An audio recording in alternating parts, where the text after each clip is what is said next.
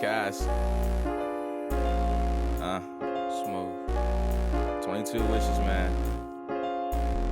Yo. Look. Hello, it's the captain. Louie here for action. I wrote the manual, it's time to make the game shift. Yes, I'm an animal, be careful cause I'm king.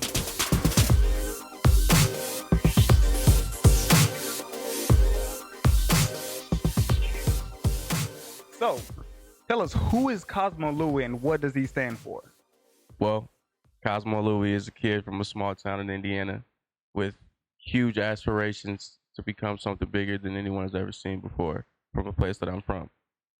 The things that I stand for are mostly loyalty. Another big thing I stand for is being an individual and being different. Not different as like, you know, how they do off the wall stuff. People are going crazy, but being different as being you, the crazy you that's in front of the mirror. So Right. that's a lot of the things that I stand for. Now, as it pertains to music, what genre would you consider yourself in? Because I know you're a singer, you write songs, you also rap. So, what genre would you classify yourself under?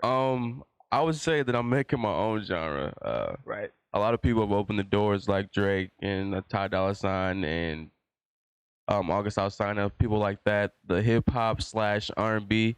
Right. I make a lot of my music for women, but I'm always with my homies too. So I feel like I got to make music for them to vibe with too. So my music is more upbeat, but at the same time sensual and passionate for the women too. Absolutely. Ain't nothing wrong with that. No. Now, I'm sure people want to know, there's a lot of aspiring musicians out there, everybody's, nowadays writing music, people are singing, rapping, and with the ease of, availability of equipment and even social media, people just put up a YouTube video. So what separates the Cosmo Louie brand? How do you stand out? I think what separates my brand the most is quality. I pride myself on being an excellent vocalist as well as a rap artist as well. Absolutely. So I feel like all my music from the beginning of the song to the ending of the song, you're gonna be engaged and understand like this guy's here. He's really doing what he says he's doing. He's really singing and he's really been doing this for a while. So Right. I feel like if I always put my best foot forward, that's gonna be the difference between me and the other guy. And is it one of those things where you'd rather take your time, like you said, producing quality stuff, or you just don't rush to push something out for the fans? You just want to make sure it's top notch quality. Exactly. I mean that all comes with experience. When I first started, I was just trying to get it out there, let everybody know that's what I'm doing. Right. I'm rapping, I'm singing But now that I'm getting older, I understand that it's a process. I understand that to make quality music, you have to take quality time. It cannot be rushed. So at the end of the day, the music will speak for itself. Which is definitely true. Because I know, speaking of quality, once again, people sometimes, or fans rather, followers, they get frustrated when you take your time because a lot of people don't understand that, what you just said, to produce quality music, you have to spend quality time. A lot of people don't understand that concept. So they think because you're taking your time behind the curtain, they think, you've either fallen off or you're really not into it. What do you have to say about that? It's our generation. Like we got everybody. I mean, no disrespect, no negatives against the people who drug deal, but it's a quick thing. It's a quick turnover. You get money fast, you get results fast. But in this music game, longevity wise, you have to place your steps brick by brick. You want to build a castle. So Absolutely. I mean, you can always put up the wood siding, have you a nice little mobile home, but that's not how you get the job done in longevity. So tell me, when was it that you decided music was going to be the direction you're, headed into? Honestly, I never thought that I would actually be doing music. I always hooped. Like all through high school, I hooped. I played up. Like I was getting recruited by some pretty notable schools, but moving and moving and moving again, Right. it didn't work out the way it was supposed to be. Back to the music. I started actually making music. This guy that I knew when I was 19, he was from Memphis, and he was like, "Hey man, you want to get on this hook?" And I've always sang since I was 8 years old. I sang in church choir. I've always sang, but I was always a sports guy first. And really, that first song, when people started listening to it, like, "Damn, I like this," and I'm like, maybe this is what I'm supposed to be doing. That's the Right. reason why the game was taken away from me. So I've been doing it ever since then. So it was just a calling then. It was just one of those things that drew you The in. game got me. I didn't try to get Right, the you game. didn't try to get it. He definitely got you. Now, one of the things that I find really interesting about you is your sense of style. Like, well, where does your fashion come from? Where does your fashion sense come from? No, people don't know this because I get it from my Uncle Rose. Really?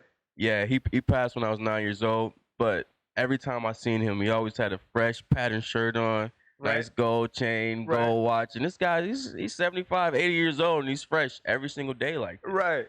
So like Wow. for me to see him going, not even just to church, out to the store, to the grocery store, being fresh like that, I mean, it took a hold of me. And I do it now subconsciously. I didn't even realize that until I actually look at the pictures of him and see. That's why I do it. So yeah. Absolutely. Now, what's your take on rappers have or people in general having to look the part? Like, for example, people expect rappers to look a certain way, or people expect R&B singers to look a certain way. What's your take on that? Because you look like you're breaking those barriers right now. It's tough trying to break those barriers because when people see me, they automatically think, okay, he's just a rapper. But then when I sing, they're like, oh, He can also sing. he sings too. So I mean, the music plays a bigger part than the fashion part. But if your music can speak volumes to the normal fan, then I mean, your outfits are secondary. Right. The people that try to dress the part are really trying to cover up something that they're lacking. What made you choose the state of Florida, and especially in particular the city of Orlando when it comes to music? Like, what made you decide? Because I've heard you've lived, in Atlanta before. Atlanta is pretty big in music. What's so special about Orlando for you? Being from I'm from Indiana, a smaller town. Moving to Atlanta, it wasn't a tough transition, but the lifestyle there isn't really what matches my music. Okay. And moving here, I also have know people here, as you, my manager PJ, he's also here. It was just a better fit for me to come to Orlando than it was for me to go to Atlanta. And also, I like the weather here better than Atlanta. Oh, there's nothing wrong with that. There's nothing wrong with the weather. I mean, the women, they're about neck and neck, but the weather, I like it better. Right. Now, lastly, I want to ask you, what do you think about? What's your take about on the current state of the music industry, and who do you currently aspire or look up to right now? I think, despite popular demand, I feel like the music industry is at a great place right now. I feel like it's at a place where people can actually begin to be themselves, and it becomes accepted instead of being this created person that everyone wants you to be. Absolutely. Like Migos right now, Migos is changing the game. A lot of people don't want to give them respect, but from a sound point, from a flow point, everybody's still in what they're doing.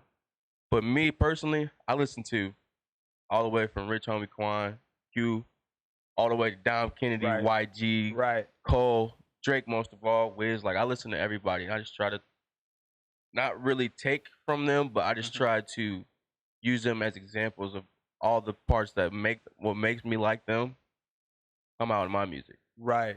Absolutely. Now, real quick, do you think social media has something to do with that? Because I know you mentioned just a second ago that music is more of a self-expression now as opposed to a created persona.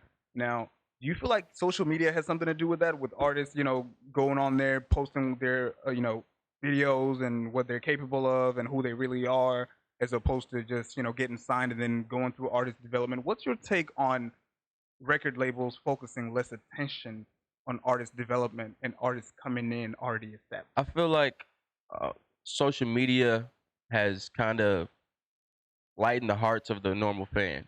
We're not so critical on what they're doing or what they're saying because being able to see them on their every day-to-day basis, you see that they do a lot of the same things that you do. Absolutely. So, I mean, at the same time, it actually gives a normal fan a little bit of hope in themselves and what they're doing in their life because they can see, okay, these guys aren't always popping bottles. These guys aren't always out here breaking bread with everybody. Like, they have normal lives too. So I feel like the social media part is what adds really the fame to a famous person because it gives them that relatability. Right. They're relatable to who all the people that are listening to them. All right, Cosmo, appreciate you taking the time out, sitting down with us. Sure, This man. has been another edition of Q-Rated Live. I'm your boy Pelaiah. We'll see you next time. Guys.